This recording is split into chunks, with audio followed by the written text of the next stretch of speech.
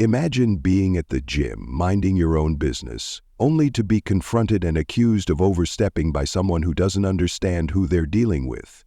This is exactly what happened at Riverstone Fitness, and it would leave everyone who witnessed it in stunned silence. The gym was buzzing with the usual after-work crowd. The clanging of weights, the squeak of sneakers on the rubberized floor, and the soft hum of upbeat music filled the air. Among the gym-goers was Kendra, a 34-year-old black woman who moved with quiet confidence. Her workout was precise: deadlifts, burpees, and pull-ups. She didn't talk much, didn't linger, and never sought attention. She was focused on her routine. Today was no different. Kendra wore her usual gym attire, simple black leggings and a tank top. Her earbuds were in, a silent message that she wasn't there for small talk. As she adjusted the weights on the squat rack, a man approached her.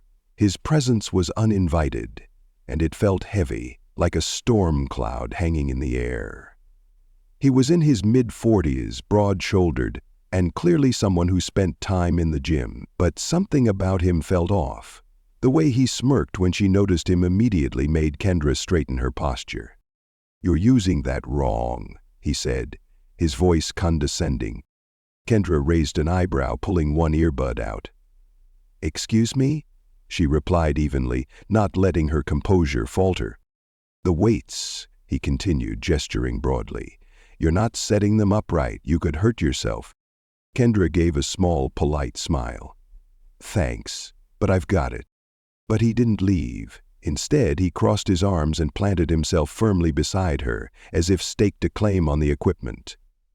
"I've been coming here for years," he said. "Let me show you the proper form." "No need," Kendra replied firmly, putting her earbud back in and turning toward her barbell. The man's smirk faded, replaced by a scowl. He muttered something under his breath, something Kendra didn't catch, but she could feel the tension in the air. A couple of people nearby glanced over, sensing the discomfort, but no one intervened. The gym's atmosphere shifted subtly, but no one stepped in. Kendra continued her workout, fluid and controlled, but the man stayed close. Each time she switched exercises, he found a reason to follow, muttering critiques she ignored. And then it happened. Kendra moved to the bench press, adjusting the weights, when he spoke loudly enough for everyone nearby to hear. "Women like you think they know everything. Huh?" Kendra froze mid-movement, slowly turning her head toward him. Her expression remained calm, but her eyes were blazing. What exactly is that supposed to mean? The gym seemed to fall into a hush, as though the clattering of weights and the hum of conversation had dimmed slightly. A few heads turned, curiosity written across their faces, but no one intervened. The man shrugged, emboldened by the attention. "I'm just saying, maybe you should stick to what you're good at." Kendra didn't take the bait. She gave him a long, measured look, then calmly returned to her workout. But the air had changed. An invisible line had been drawn, and it was only a matter of time before someone crossed it. The man didn't let it go. His words hung in the air, bitter and feeding the unease in the room. Kendra could feel his gaze on her, almost as if it were a weight pressing on her back. She finished her set, ignoring the simmering tension, and moved toward the water fountain. It was only a few steps, but it gave her enough time to assess the situation. She'd seen men like him before, arrogant, insecure, desperate for control in any space they entered. But she wasn't intimidated. Years of discipline and training had taught her how to stay calm under pressure, but that didn't mean she couldn't feel the heat of the moment rising. As Kendra reached for her water bottle, the man followed her, leaning against the wall, arms crossed, his jaw tight with indignation. "Hey!" he barked. "I'm talking to you!" Kendra paused, her grip tightening on the water bottle. But she didn't look at him. Instead, she calmly took a sip and placed the cap back on. Her movements were deliberate. The room seemed to hold its breath, but she wasn't going to escalate it. She had no intention of feeding into his game.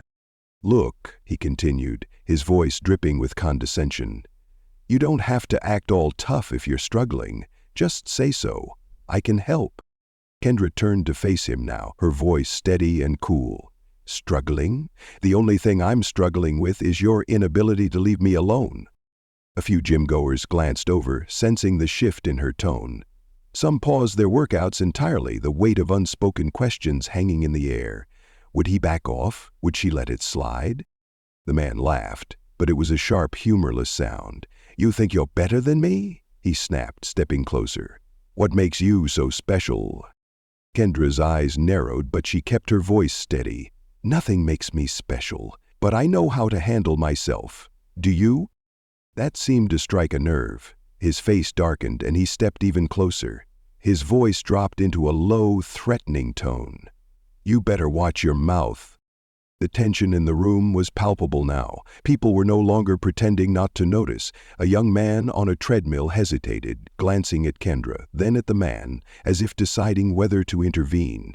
But Kendra caught his eye and gave the slightest shake of her head. She didn't need anyone stepping in, at least not yet. The man wasn't just angry, he was unraveling, and everyone in the room could feel it. The moment was teetering on the edge of something dangerous. His fists clenched at his sides. He took another step closer, now invading Marcus's personal space. Marcus didn't flinch. Instead, he straightened, his eyes locking on the man's, calm and unshaken. It wasn't defiance, it was precision control. A silent message that he wasn't afraid. You've got a smart mouth, don't you? The man spat, his voice loud enough to echo off the gym walls. By now, the room was on edge. A few gym employees behind the counter whispered among themselves, uncertain whether to step in. Others stayed frozen, caught in the awkward paralysis of wanting to help, but not knowing how. Marcus took a breath, exhaling slowly. You need to calm down, he said firmly. His voice carried no anger, only authority. It wasn't a suggestion, but his words only seemed to ignite him further. The man reached out, grabbing Marcus's arm roughly. Gasps rippled through the gym. Marcus didn't move at first, his body eerily still, as if calculating the situation. Feeling fit? What are you going to do about it? The man sneered, his grip tightening. And that's when everything changed. Marcus moved so quickly that the man didn't even register what was happening. His free hand shot up, grabbing the man's wrist in an ironclad grip. With a swift, fluid motion, he twisted his arm, forcing him to release Marcus. The sudden reversal of power stunned him, his face contorting with shock and pain as Marcus stepped back, placing himself out of reach but fully in control. Let me make one thing clear, Marcus said, his voice steady and sharp, cutting through the stunned silence of the gym. You don't put your hands on me, ever. The man stumbled back, clutching his wrist, his bravado visibly crumbling, but instead of retreating, he let out a frustrated roar and lunged at Marcus. This time, Marcus didn't hold back. He sidestepped his clumsy attack effortlessly, using his momentum against him. In one seamless move, Marcus swept his legs out from under him, sending him crashing to the mat with a loud thud. The gym erupted into chaos. Some people shouted, others scrambled to get out of the way, and a few pulled out their phones, recording the scene. The man groaned, dazed and humiliated, as Marcus stood over him, his stance solid and unwavering. You really don't know when to quit, Marcus said, his voice low enough that only he could hear. For a moment, the man seemed to consider another attempt, but the look in Marcus's eyes stopped him cold. He wasn't just confident, he was trained, dangerous. The realization dawned on him too late, but the fear in his eyes said everything. But the damage was done, and now the entire gym had witnessed not just his aggression, but his humiliating defeat at the hands of someone he had underestimated. The gym was buzzing now, the low hum of whispers and the click of recording phones filling the space. Marcus stood tall, his breathing steady as he scanned the room. His body language was calm but commanding, as if daring anyone else to step out of line. The man, still sprawled on the mat, scrambled to his feet, his face a cocktail of anger, shame, and confusion. "You're crazy," he shouted, pointing at Marcus like a cornered animal. "You think you can just—" "Enough!" Marcus cut him off, his tone slicing through his words like a knife. "You've embarrassed yourself enough for one day. Leave." A gym employee finally stepped forward, a young woman with wide eyes and trembling hands. "Sir," she said, her voice shaky, "you need to go now." The man's jaw tightened, and for a moment it looked like he might resist. But the weight of the stares from everyone around him, some angry, others disgusted, seemed to sink in. His shoulders slumped as he backed away, muttering something unintelligible. He grabbed his bag from a nearby bench and stormed out, shoving the glass door open so hard it rattled. As the door closed behind him, the room seemed to exhale collectively. Someone clapped, then another, until a small wave of applause rippled through the crowd. Marcus raised a hand, signaling for silence. "It's over," he said simply. The crowd began to disperse, some returning to their workouts, others still whispering and glancing his way. A young man approached him cautiously, his phone still in hand. "That was incredible," he said, his voice filled with awe. "Are you like some kind of martial artist or something?" Marcus gave him a small smile, though his eyes remained serious. "Something like that," he said, not offering more. Another gym-goer, a middle-aged woman, stepped forward. "Are you okay? That was terrifying to watch." "I'm fine," Marcus replied, his tone calm but firm. "Thank you for asking." The young woman who worked at the counter appeared again, wringing her hands nervously. "Ma'am, I'm so sorry. I should have stepped in sooner. I just didn't know—" "You did what you could," Marcus interrupted, his expression softening. "Not everyone knows how to handle situations like that." The employee nodded, still looking uneasy.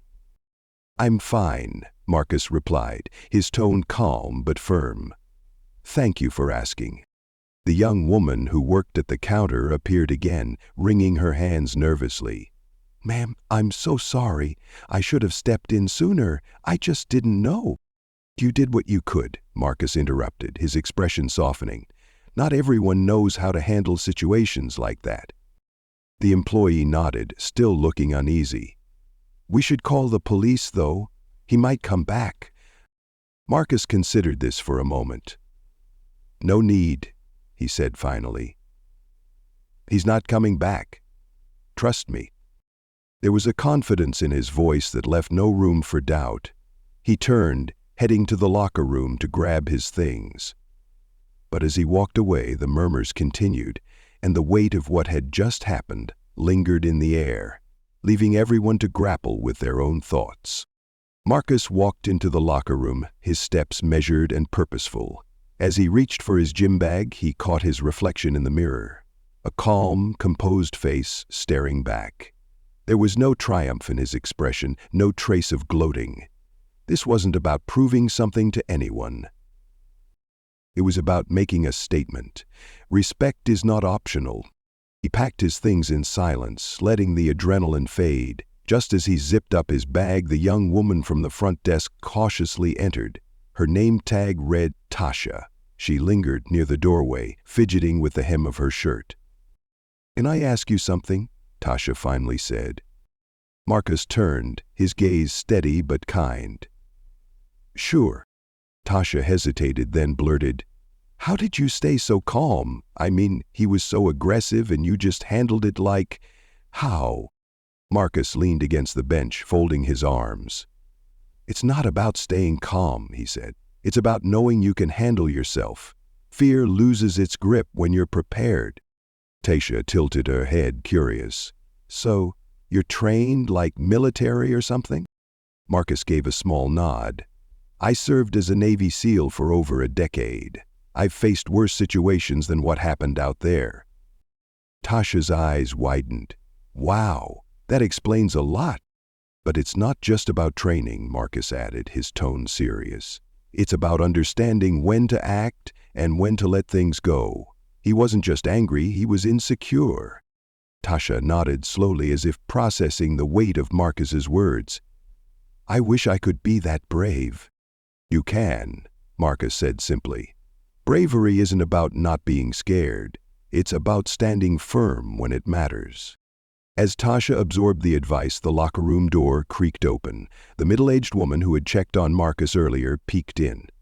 "Sorry to interrupt," she said softly. "I just wanted to say thank you. You handled that with so much grace. Honestly, it made me think about how often I let people walk all over me," she added. Marcus offered a faint smile. "Standing up for yourself isn't always easy, but it's necessary, not just for you, but for everyone watching." The woman nodded, her expression thoughtful. "You're right. I think I needed to see that." Marcus slung his bag over his shoulder. "We all need reminders sometimes." As Marcus stepped out of the locker room and into the cool evening air, he felt a sense of quiet resolve. He hadn't planned for any of this to happen, but maybe it was meant to. Maybe someone in that gym needed to see what strength looked like, not in physical power, but in composure, in resilience, in refusing to let ignorance win. But even as he walked to his car, he knew the story wasn't just about him. It was about everyone in that gym who would leave with a new perspective, a lesson etched into their minds about respect, courage, and the dangers of underestimating someone based on assumptions. The gym emptied out slowly that evening, but the event stayed fresh in everyone's minds. Conversations rippled through the group of regulars, some replaying what they had seen, others questioning their own reactions. Why had they hesitated? What would they have done differently? The confrontation had sparked something deeper than shock. It had forced people to examine their assumptions and their silence. Tasha, still shaken but inspired, sat at the counter after her shift, scrolling through her phone. The video someone had taken of Marcus's calm yet decisive actions had already begun circulating online. Comments flooded in, admiration, disbelief, and even some introspection. They handled it like a pro. This is what strength looks like. Why did no one step in sooner? The incident wasn't just about what had happened. It was about what it revealed. Too often, people underestimated others, whether because of arrogance, bias, or ignorance. Marcus had shattered those illusions with precision and grace, and in doing so, he had become a symbol of quiet power. Marcus himself sat at home, sipping tea as his dog curled up at his feet. His phone buzzed with messages from gym members thanking him, praising his courage, or asking for advice. Marcus appreciated the sentiment but didn't see himself as a hero. For him, it wasn't about the spotlight. It was about standing firm in the face of injustice, no matter how small or large the stage. The following week, he returned to the gym as unassuming as ever. People greeted him differently now, their respect evident in their smiles and nods. Tasha approached him shyly, holding out a card. "Just wanted to say thanks," she said. "You've inspired me." Marcus opened the card later at home. Inside was a simple message. "You reminded me that strength comes in many forms. Thank you for showing me what it means to truly stand tall." It wasn't just Tasha who had learned something that day.